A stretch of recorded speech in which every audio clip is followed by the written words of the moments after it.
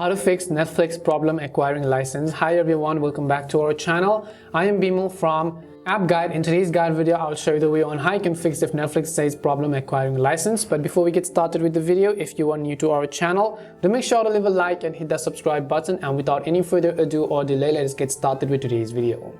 So first of all, if Netflix says problem acquiring license, it could be due to multiple reasons. The very first thing you have to check is whether or not your device is rooted. So if you have a rooted Android phone, it will most likely give you the error that says problem acquiring license because Netflix is simply not going to run unrooted Androids.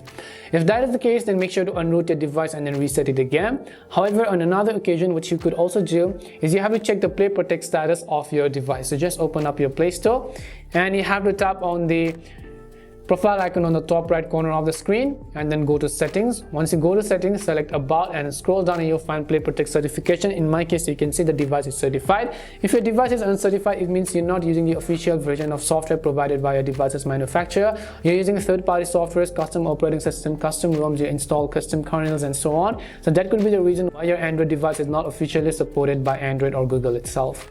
So just keep that in mind. However, on another occasion, it could also be due to multiple reasons. I would recommend you to simply log out and log in back onto your account again. So open up Netflix and go to your profile page over here, go to accounts and simply try to sign out. First of all, once you sign out, try to log into your account again and see if that fixes the issue.